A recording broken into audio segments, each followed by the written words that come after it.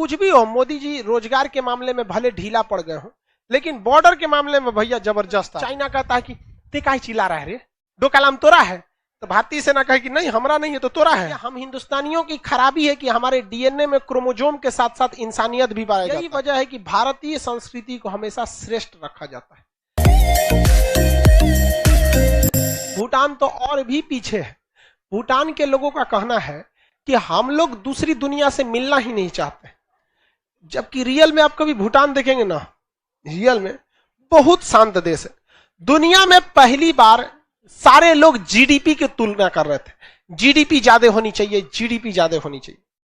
कुछ लोग कह रहे थे कि नहीं, प्रति व्यक्ति आय ज्यादा होने चाहिए। पहला देश था भूटान जिसने कहा कि खुशहाली का जीडीपी गिनिए, कौन कितना खुशहाल देश है, और हम लोग खुशहाली में ना पीछे से 10वां नंबर पे, पीछे से। हाँ, मतलब दुनिया में 10 देश है जो जिनसे जो हमसे दुखी है सब, बाकी सब खुश है सब। तो 139 के 139 पे चले गए, तो हम लोग क्या है भैया 139वें नंबर पे चल गए लोग खुशहाली के मैटर में। हालांकि ऐसा नहीं है कि ये रियल आंकड़ा है, ये लोगों से पूछा जाता है आप कैसे कह सकते हैं कि खुशहाल है, अगर हमारा पड़ोसी टाइम पे साथ दे दिया तो हम खुशहाल हैं। अब बताओ, जब ये संस्था आई होगी भारत में सवाल पूछने, क्या आपका पड़ोसी आपको इमरजेंसी में साथ देगा, तो लोग पहले हाँ ना कहेंगे, पहले गरिया होंगे, वो चट्टा हमारा साथ देगा वो।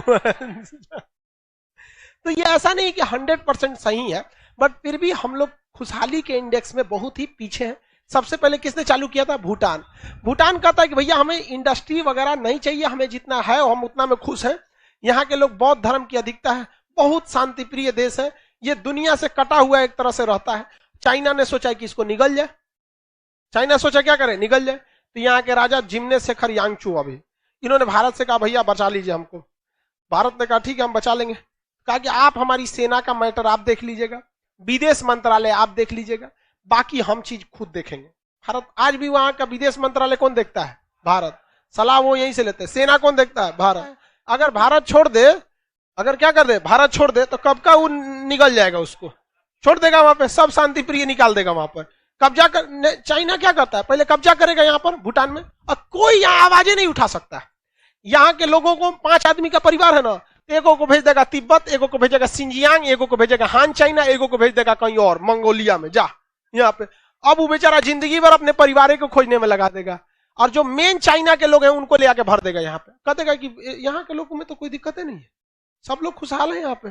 तिब्बत में तो यही किया उसने, मार इधर उधर भगा दिया तिब्बत के लोगों को उसने। तो ये भूटान का भारत साथ देता है तो गलत नहीं करता है, दोनों को फायदा होता है। और रियल में भैया केवल आपको फायदा होगा तो क्या भारत तो इतना फुर्सत धैल कि हम दुनिया को बचाते फिरेंगे।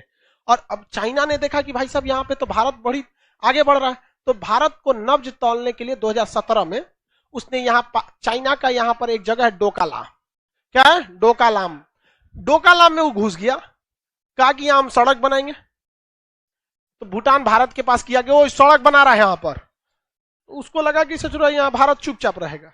अजब हाल है भैया। देखिए कुछ भी हो, मोदी जी रोजगार के मामले में भले ढीला पड़ गए हो, लेकिन बॉर्डर के मामले में भैया जबरदस्त आदमी है। ये बात हम भी बहुत मानते हैं, यहाँ पर एक नंबर है। बॉर्डर नीति में हम कोई दो राय नहीं है। थोड़ा रोजगार के मुद्दा पे आंख मूंद लेते हैं, दूर से हमको क्या दिक्कत है, यहाँ ये गड़बड़ है, लेकिन बॉर्डर वाले में कोई समझौता नहीं। तुरंत ही यहाँ से भारत सरकार ने भी सेना लगा दिया। तो चाइना कहता है कि ते काहे चिल्ला रहा है रे, डोकालाम तोरा है, तो भारतीय सेना कहे कि नहीं हमरा नहीं है तो तोरा है, भाग यहाँ से, इसकी रक्षा की जिम्मेदारी मेरी है। रीजन समझिए क्या, अगर डोकालाम चाइना का हो जाता ना, तो इस रीजन में सबसे ऊंचा डोकालाम है। यहां से सीधे भारत की इस चिकन नेक पर नजर रख लेता। अगर ये रास्ता कट गया तो भारत का इस एरिया में कनेक्टिविटी खत्म, कनेक्टिविटी खत्म। तो भारत के लिए भूटान एक तरह से और भी ज्यादा जरूरी है। तो डोकालाम किसका है?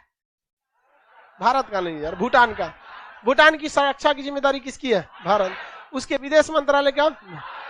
भारत। अगर कोई विदेशी देश उस पर हमला करने या कुछ करता है तो बचाएगा कौन? भारत बचाएगा। और भारत की सेना यहाँ तक पूरा अंदर तक रहती है। अब भूटान के लोग बहुत ही अच्छे होते हैं, बहुत अच्छे, एकदम शांत प्रिय। वैसे भी भैया बौद्ध धर्म वाले बहुत शांत वाले होते हैं, उनका धार्मिक सिद्धांत ही है शांति। बाकी किसी धर्म में शांति के तो चर्चे नहीं किया। जैसे रहो वहां पे शांति वगैरह की बात। इसकी राजधानी है, भूटान की राजधानी क्या है? थिम्पू। अब सोचिए थिम्पू कितना मतलब पुराने जमाना का है कि 2012 में यहाँ पहला सिनेमा घर खोला गया। 2012 में, उस समय हम लोग कितना आगे निकल गए। ये पूरी तरह से नेचुरल रहना चाहता है। यहाँ भूटान में पहाड़ ज्यादा है सर, पहाड़ ज्यादा होने की वजह से बादल वगैरह से ये हमेशा पहाड़ टकराते रहते हैं, धड़ाम धड़ाम टकराते रहते हैं, इसलिए इसे लैंड ऑफ थंडर बोल्ट कहते हैं, तड़ित झंझावात का शहर। और यहाँ से जो नदियां निकलती हैं उन नदियों में रफ्तार बहुत तेज होता है। तो भारत सरकार ने भूटान से कहा कि देखो भैया, तुम्हारे पास न पैसा है न टेक्नोलॉजी है, हम एक काम करते हैं, इन नदियों पे हम बांध बना देते हैं। इन नदियों पे क्या करते हैं, बांध बना देते हैं। इस बांध से बिजली बनेगी, जितना तुमको बिजली की जरूरत होगी तुम अपना फ्री में ले लेना, बची हुई बिजली को तुम भारत को बेच देना, न कि हम फ्री में लेंगे। यही वजह है कि भारतीय संस्कृति को हमेशा श्रेष्ठ रखा जाता है कि हम लोग छोटे से छोटे देश को कभी सता के कचल के आगे बढ़ना सीखे ही नहीं। यह हम हिंदुस्तानियों की खराबी है कि हमारे डीएनए में क्रोमोजोम के साथ साथ इंसानियत भी पाया जाता है, बाकी दुनिया में कहीं नहीं पाया जाता। वरना खुद बता भाई, टेक्नोलॉजी हमारी, सीमेंट मसाला सभी चीज हमारा, इंजीनियर हमारा, पैसा हमारा, तुमको फ्री में बिजली चाहते तो चाइना की तरह हम फ्री में ले ही सकते, लेकिन हम लोग उसे क्या करते हैं, खरीदते हैं। और ऐसी बिजली घर में यहाँ 3 सबसे प्रमुख परियोजना है, ताला परियोजना, दोगाछू परियोजना और चूखा परियोजना।